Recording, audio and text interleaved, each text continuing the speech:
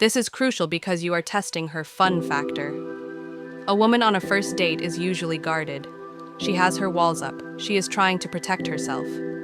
This question invites her to lower the bridge. It forces her to recall a high-energy memory, maybe a last-minute road trip, a crazy concert, or jumping into a pool fully clothed. Picture this. You are sitting across from her. You just ordered drinks. There is a 5-second silence that feels like 5 hours. You panic. You ask, "So, do you like your job?" She gives a polite smile, says, "It's okay," and then immediately looks down at her phone. She starts scrolling. She starts texting her friends. You can feel the energy in the room dying. You aren't on a date anymore. You are conducting a job interview, and let me tell you, you are not getting the job. She is bored, she is closed off, and she is already planning her exit strategy. Now imagine the alternative. Imagine asking one simple thing and watching her eyes light up. Suddenly, her phone is face down on the table. She is leaning in, crossing the table to get closer to you. She is laughing at your terrible jokes like they are a Netflix special. She is finding excuses to touch your arm, your hand, your shoulder. The vibe has shifted from awkward stranger to we have known each other for years. How do you make that switch? It isn't about being better looking or richer. It is about the questions you ask. Today, I am giving you 8 specific questions that destroy the interview mode and trigger attraction. And you need to stay until the end, because question number 8 is a psychological maintenance switch technique that I teach my private clients. It is the single best way to start a conversation that works 100% of the time. Let's get into it.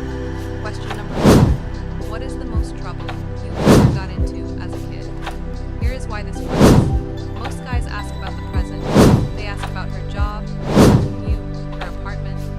These are logical, stressful topics. You ask about her childhood, specifically about getting into school. You force her brain to access a different data point. You are taking her back to a time when she was carefree, fun, and maybe a little rebellious. Psychologically, people associate the feelings they have during a conversation with the person they are talking to.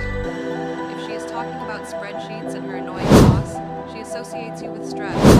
If she is talking about the time she stole a candy bar or snuck out of the house, she associates you with adrenaline, fun, and mischief. You want to be the guy who brings out her naughty side, not her corporate side. This question instantly breaks the ice because it gives her permission to stop being a perfect, polished adult and start being a fun human being. Question number 2. If money didn't exist, how would you actually spend your time? This sounds like a standard question, but it is actually a filter. You ask her, "What do you do?" She gives you her rehearsed script. "I'm in marketing, I work 9 to 5, it's fine." It is boring. It is a dead end. But when you take money out of the equation, you are asking her about her soul. You are asking about her passions. Maybe she wants to paint. Maybe she wants to travel to Bali and rescue dogs. Maybe she wants to write a book. Whatever her answer is, it is high emotion. Her eyes are widened because she is talking about her dreams, not her reality. And here is the trick. Once she answers, you don't just say, you challenge her, you tease her. If she says she wants to run a bakery, you say, "I don't know." You look like you burn the croissants. You are bantering. You are flirting. You are talking about a fantasy world together. And that creates an instant bond with the guy asking about her 401k you will never achieve. Question number 3. What is the most spontaneous thing you have ever done? When she tells that story, her brain releases dopamine. She starts feeling that excitement again, right there at the table with you. And because you are the one eliciting that feeling, her brain tricks her into thinking you are the source of that excitement. It frames you as an adventurous guy, a guy who values spontaneity. It signals that a relationship with you won't be boring nights on the couch. It will be an adventure. If she says, "I don't know, I'm not really spontaneous," that is a red flag. But usually, she will try to impress you with a crazy story. That is exactly what you want. Her trying to impress you. Question number 4. What is the absolute worst date you have ever been on? This is one of my absolute favorites. A lot of dating gurus will tell you to keep things positive. They are wrong. Psychology tells us that bonding over a shared negative experience or complaining together actually builds rapport faster than talking about things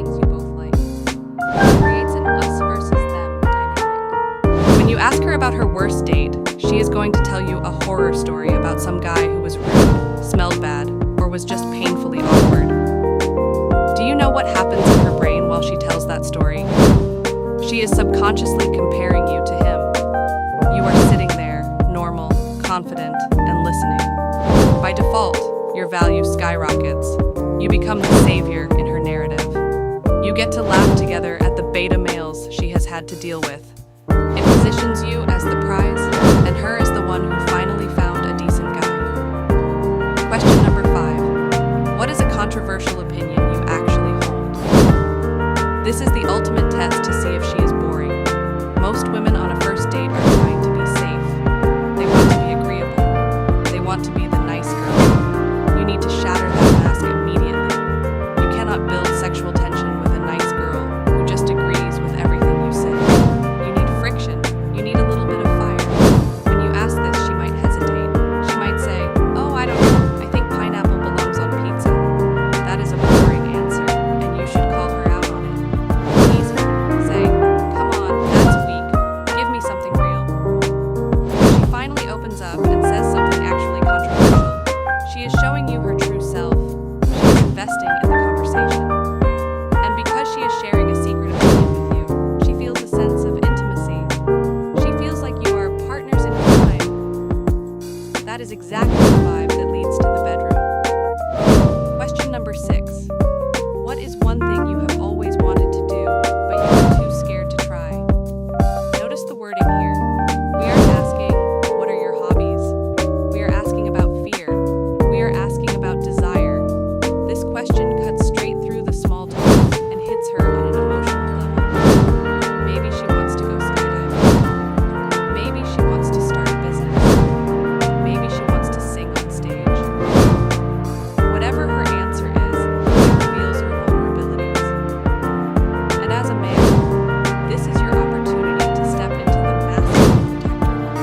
You don't mock her fear. You encourage her ambition. You say, "Why don't you go do that?" Even if you never actually go do it, the mere suggestion that you are the type of guy who would push her to conquer her fear makes you incredibly attractive. It signals that you are a leader. It signals that you are a man who pushes boundaries. Women crave a man who will lead them out of their comfort zone. Question number 7. What is your biggest deal breaker with a guy? This is easy. Most men spend the entire date trying to prove to her that they are good enough for her. They are dancing like monkeys trying to get her approval. This question flips the script entirely. By asking about her deal breakers, you are subtly signaling that you have standards too. You are evaluating her. Here's the trick. When she answers, let's say she says, "I hate guys who are arrogant," you look her dead in the eye, smirk, and say, "Well, you're in trouble then." You play with it. You don't apologize for who you are. You frame yourself as a challenge. If she lists a deal breaker that you actually have, own it. Don't back down. When you show her that you aren't afraid of losing her, that is when she decides she must have you.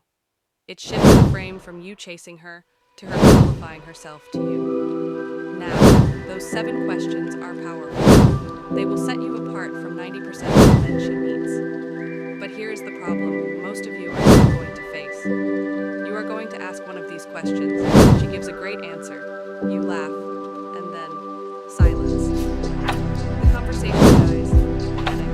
You revert back to, "So, nice fun we're having." And just like that, you lose all the sexual tension you built. You need a roadmap. You need to know exactly how to thread these questions together so the conversation flows effortlessly without you ever having to think about what to say next. This is exactly why I built the question method. This isn't just a list of random lines. It is a psychological framework.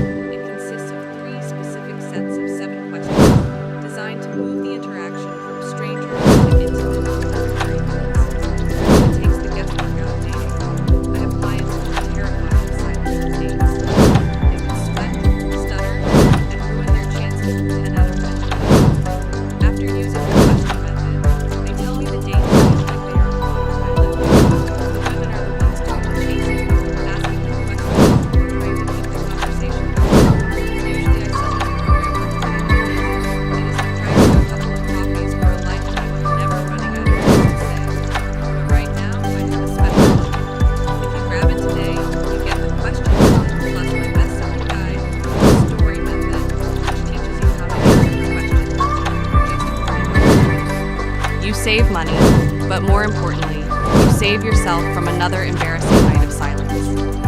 If you are serious about fixing your dating life, the link is in the description. If you aren't willing to invest in your own social skills, then good luck with the interview mode. But for the rest of you, click the link.